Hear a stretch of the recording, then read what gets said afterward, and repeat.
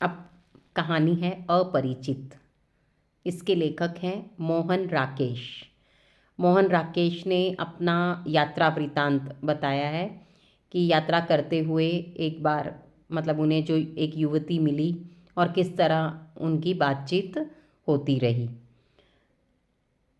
इसमें मतलब अब ट्रेन में वो खिड़की के शीशे साफ कर रहे हैं, कोहरा है, फॉग है पूरा बाहर।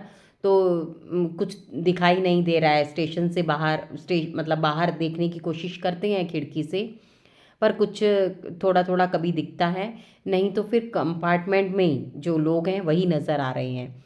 तो उनके ऊपर एक ऊपर की बर्थ पे सोया हुआ एक पुरुष उन्हें नज़र आता है। फिर सामने की सीट पर एक स्त्री एक छोटे से बच्चे को लिए हुए है, वह उन्हें नज़र आती है। थोड़ी देर में फिर उन्हें बाहर का दृश्य दिखता है। देखते हैं तो टाइम 11:15 बजे हैं। और वो जो स्त्री है वो कैसी लग रही है, आंखें सुनसान है, उदास है, ऐसा लग रहा है कुछ सोच रही है। और उसकी बच्ची 4 महीने की है। वो बाद में बताती है उन्हें, तब उन्हें पता चलता है कि 4 महीने की है। वह बच्ची रो रही है, उसकी नींद खुल गई है। तो अब गरम, बहुत सर्दियों के दिन है, तो एकदम उसने गरम कपड़े पहना रखे हैं, टोपी पहनाई हुई है और कंबल से ही उसे ढककर अब उसे चुप करवाने के लिए उसे अपने गले लगाती है। फिर वो देखते हैं, शीशे में ही देख रहे हैं पहले, थोड़ा थोड़ा उसे दिखता है जो। अब वो रो रही है ना बच्ची, तो उसे दूध पिला रही है वो स्त्री। और फिर वो खिड़की से बाहर देखने लगते हैं। स्टार्टिंग में वो सब यही बता रहे हैं, दूर बत्तियों की एक कतार नज़र आ रही है, शायद कोई आबादी वाला, मतलब स्टेशन, कोई स्टेशन के पास अब स्टेशन आने वाला हो तो उससे पहले शहर दिखता है, वैसा। तो लोग दिख रहे हैं। अब स्त्री की आंखें मुंद गई हैं, यानी सो गई है। ऊपर लेटे व्यक्ति की बाहें हिल रही हैं, वो देखती है। फिर स्त्री आंखें खोलती है, एकटक सामने देख रही है। उसके होठों पर हल्की सी रेखा फैली हुई है, हल्की सी। और मुस्कुराहट तो उसके चेहरे पर नहीं है, वो भी कुछ अवसाद से भरी हुई है, दुख से भरी हुई है, ऐसा लगता है। अब जो बच्ची दूध पी रही है वह दूध से मुंह हटा लेती है। और बच्ची, अब लेखक उसे देखते हैं तो वो लेखक को देख रही है। तो बच्ची को वो बुलाते हैं कि और मतलब आओ मेरे पास आओ। बच्ची मेरी तरफ जब हाथ पटकती है ना, लेखक कहते हैं मेरी तरफ हाथ पटकती है, तो मैं कहता हूँ आओ। तो मेरे पास आ जाने से बच्ची के हाथों का हिलना बंद हो गया। मतलब बच्ची आना नहीं चाहती, वो देख रही है। तो उसकी माँ कहती है जाओ बिट्टू, पर वो जाती नहीं। तब वो स्त्री कहती है कि नहीं, गैरों से यह, मतलब ये कहते हैं लेखक, शायद गैरों से डरती है। तो स्त्री के होंठ भींच गए, माथे की खाल से खिंचाव आ गया, मतलब माथे पर। और बच्ची उस स्त्री के एकदम गले लग गई, क्योंकि दूसरा कोई बुला रहा है तो उसके उससे डर डर कर। तब फिर स्त्री कहती है नहीं, बहुत अच्छी है हमारी बिट्टू, और झट से सो जाती है। यानी बच्ची को ही कह रही है और उसे सुला रही है। आंखों में एक उदास सा उत्साह नजर आ रहा है। फिर तब वो लेखक पूछते हैं कि तुम्हारी बच्ची कितने साल की है? तब वह कहती है अब 10 दिन बाद पूरे 4 महीने की हो जाएगी। फिर वो बस दोनों आपस में बात करते हैं। फिर वो मेरी आंखें, वो कहते हैं मेरे, उसके चेहरे से हट गई। बिजली की बत्ती के पास एक कीड़ा था, मैं वह देखने लगा। और फिर उसने कहा कि आपके, स्त्री ने पूछा आपके बच्चे हैं? तो वो कहता है कि नहीं। तो वो कहते हैं मतलब ब्याह हुआ है, अभी बच्चे नहीं हुए? स्त्री मुस्कुराती है ऐसा कहकर। तब वो स्त्री उनसे बात करना शुरू करती है। हाँ, मर्द ऐसे ही होते हैं, उन्हें बच्चे चाहिए ही नहीं। फिर वह अपनी स्टोरी सुनाती है, मेरे पति को भी ऐसा ही है, देखो अब 4 महीने की बच्ची को छोड़कर वे चले गए, मैं उन्हें ही छोड़कर आ रही हूँ। अब वो जो स्त्री है उसके पति, वो बताती है कि वो डॉक्टरेट करने के लिए इंग्लैंड गए, तो मैं अभी उन्हें ही बॉम्बे से जहाज़ में चढ़ा कर आई और ऐसे हमें छोड़कर चले गए। वह चाहते हैं मैं भी पढ़ूं, एमए करूं, पर मैं तो एकदम नकारा हूँ, मेरे से तो ये सब होगा नहीं, किसी तरह उनको मैंने भेज दिया है। और थोड़े बहुत पैसे अब जाने का इंतज़ाम करूँगी, फिर थोड़े महीने बाद मैं भी चली जाऊँगी। मतलब अपनी तनख्वाह से थोड़े पैसे बचाऊँगी और मैं भी चली जाऊँगी। वह फिर से अपनी सोच में डूब गई है। और उसके पति का नाम, उस स्त्री के पति का नाम है दिशी। तो दिशी की इच्छा है कि मैं एमए करूं, वो सब बता रही है। फिर बाहर सुनसान अंधेरा है, मगर उस स्त्री की आंखों में दुनिया भर की वात्सल्यता सिमट गई है अभी अपनी बच्ची के प्रति। और वह बच्ची को अब कंबल में लपेटकर उसने सीट पर लिटा दिया है। और फिर वो कहते हैं कि अब स्त्री और वो लेखक आपस में बात करते हैं। लोगों को जाने सफ़र में कैसे नींद आती है, स्त्री कहती है मैं तो चाहे 2 दिन का भी सफ़र करूं तो मुझे नींद नहीं आती। तब लेखक कहते हैं हाँ, अपनी अपनी आदत होती है। कई लोग चिंता में अपने जीवन गुजार देते हैं और कईयों को बगैर चिंता के आराम से रहते हैं, जैसे वो ऊपर जो पुरुष बर्थ पर बिना चिंता के सो रहा है। और इस तरह वह आपस में बात कर रहे हैं। फिर वो कहती है कि है ना, मैं घर में बहुत कम बोलती हूँ, मेरे पति को यही शिकायत है कि मैं बात नहीं करती, पर मुझे ज़्यादा बात करना, मिलना जुलना सब अच्छा नहीं लगता है, बहुत कम बात करती हूँ। तो मेरे पति ऐसे ही कहते हैं हमारे घर में जब चुप्पी छाई रहती है तो। तब पर मैं कुछ लोगों से बात कर लेती हूँ, ऐसा बोलती है ना। तो लेखक कहते हैं हाँ, रास्ता काटने के लिए तो बात करना ज़रूरी ही है।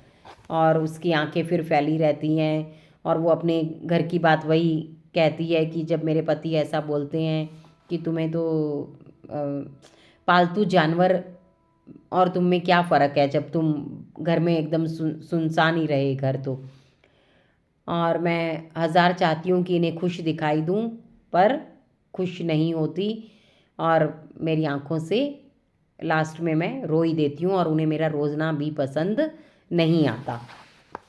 तब अब लेखक मोहन राकेश लेखक जो हैं वो सोचते हैं, तब वो उसे तो कुछ नहीं कहते और चुपचाप बैठे रहते हैं।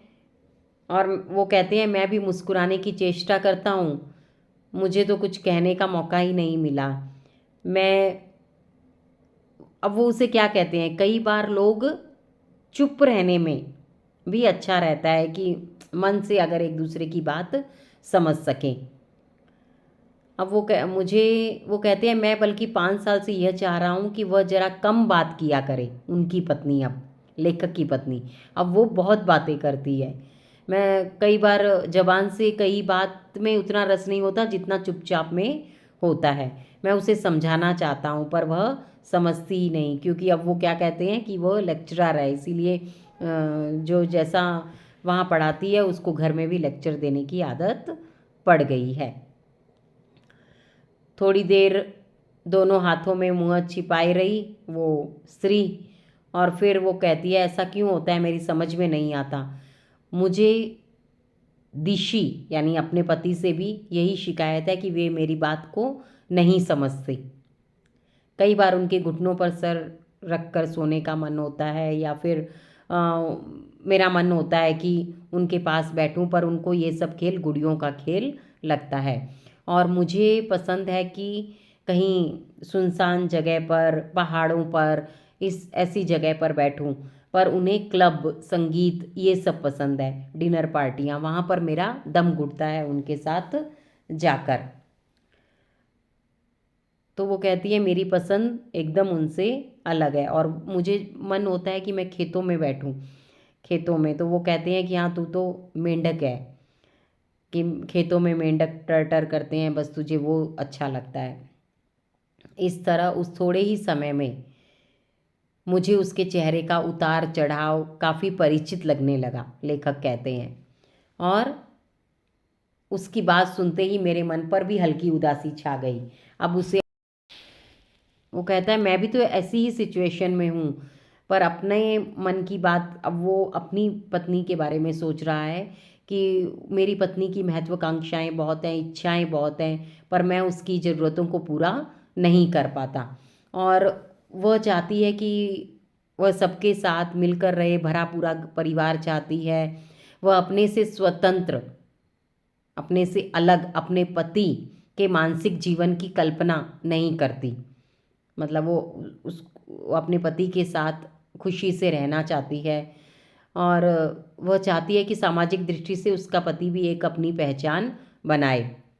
वह हर परिस्थिति को सुधारना चाहती है। ये लेखक सोच रहे हैं कि उनकी पत्नी कैसी है। और वह चाहती है कि सब कुछ वो पहले जैसा, मतलब पूरा घर वो स्वस्थ रूप से करेगी। और मैं दो दो दिन अपने को उन साधारण घटनाओं के प्रभाव से मुक्त क्यों नहीं कर पाता। जब वो दोनों झगड़ते हैं ना, तो कोई लड़ाई होती है तो वो जल्दी से नॉर्मल हो जाती है, पर मैं नॉर्मल नहीं हो पाता। मेरे मन में वही बातें चलती रहती हैं। तो अब वह अपनी पत्नी के बारे में सोच रहा है कि मेरे घर में भी तो ऐसा ही है। और समस्या कितना भी सुलझाना चाहो, समस्या ज्यों की त्यों ही बनी रहती है। हम मतलब कब ऐसे अपने हिसाब से जी पाएंगे, ऐसा वो सोचते हैं। सुखी विवाहित जीवन कब व्यतीत कर सकेंगे। फिर वो स्त्री कहती है, आप कुछ सोच रहे हैं। वो कहता है कि नहीं। फिर से वह स्त्री कहती है कि मैं नहीं जानती, पर मैं इतना जानती हूँ कि मैं बहुत से परिचित लोगों के बीच अपने को अपरिचित, बेगाना और अनमेल अनमेल मतलब उनसे मेल नहीं हो पाता, ऐसा अनुभव करती हूँ। पता नहीं ये मेरी ही कमी है। कई कई बातें मुझे ही लगता है कि मैं कभी समझती नहीं। एक खास तरह के समाज में मैं ज़रूर अपने आप को मिसफिट अनुभव करती हूँ। मुझे कुछ ऐसे लोग भी हैं जिनके बीच जाकर मुझे अच्छा लगता है। जैसे शादी से पहले मैं एक बार पहाड़ों पर गई थी। तो पहाड़ों पर जो पहाड़ी लोग थे, उनके बच्चों के साथ मैं कितनी देर तक खेलती रही। और मैंने उनको कहा कि मैं बच्चे को ले जाऊं, तो वो पहाड़ी महिला ने कहा हाँ हाँ ले जाओ। यहाँ तो 2 साल के बाद अभी अच्छे हैं, पर बाद में तो उनकी हड्डियाँ दिखने लग जाएंगी काम में। तुम ले जाओगी तो वहाँ पे अच्छा खाएंगे पिएंगे तो सही। और वह हंसने लगी थी। लेकर तो थोड़ी जाने वाली थी। इस तरह वो कहती है कभी कभी मुझे, मतलब अब ऐसी चीज़ें मुझे पसंद आती हैं। तब लेखक कहते हैं हाँ मुझे भी पहाड़ों पर रहना, वहाँ पर जाना पसंद है। मेरी भी पसंद ऐसी ही है। और कई एक बार तो मैंने क्या किया था कि एक घर, जब हम वहाँ पर गए थे पहाड़ी पर, तो गुज्जरों की बस्ती थी। वहाँ पर जल्दी से कोई जाते नहीं। पर उस रात बस्ती में एक ब्याह था और मैं उनके साथ रहा। मुझे बहुत हैरानी हुई जब मुझे बताया गया कि गुज्जर 10-10 रुपए के लिए आदमी का खून भी कर देते हैं। वो तो मुझे बाद में पता चला। फिर वो कहती है अच्छा आपको भी ऐसी ज़िंदगी अच्छी लगती है। आपको शायद, फिर वो कहती है आपको शायद खुशी हो रही है कि पागल होने की उम्मीदवार मैं अकेली नहीं हूँ। मतलब आप भी तो, आपकी भी तो सोच और पसंद वैसी ही है। फिर से दोनों इधर उधर बातें करने लगे और उसके बाद उसे पानी की प्यास लगी थी। वो कहती है मेरे होंठ सूख रहे हैं, आप अगले स्टेशन पर क्या पानी ला देंगे। उसने एक गिलास निकाला। लेखक ने जब स्टेशन पर उतरी तो लेखक ने देख उतरे, पर उन्होंने देखा इधर उधर तो कुछ भी, सब मतलब स्टेशन वैसा स्टेशन नहीं था। वो गाड़ी ऐसे ही सिग्नल के लिए रुकी थी। कहीं नल नज़र नहीं आ रहा था, कहीं दूर नज़र आया।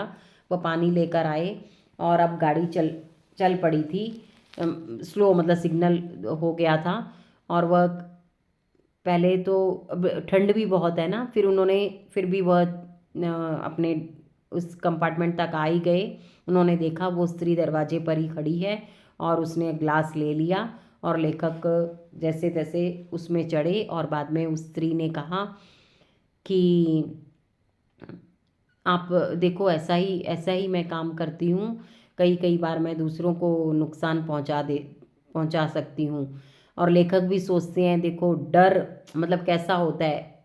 जिस होने की आशा, मतलब पहले से अगर गाड़ी नहीं मिलती तो लेखक के मन में डर था अरे क्या होगा, और यहाँ पर तो कुछ है भी नहीं, स्टेशन पर भी गाड़ी नहीं रुकी थी ना।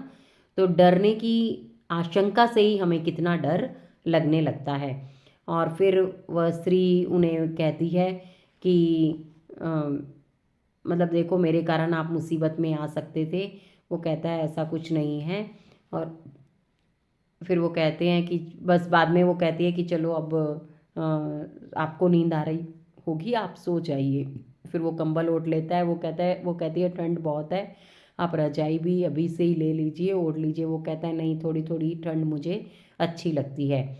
और इसके बाद वो सो गए। बीच में वो एक ऊपर जो आदमी सोया हुआ था वो एक बार टाइम पूछता है, जब ये बातें कर रहे होते हैं तब वह बताते हैं कि 11:45 हुए हैं। अब इसके बाद वह लेखक सो जाता है।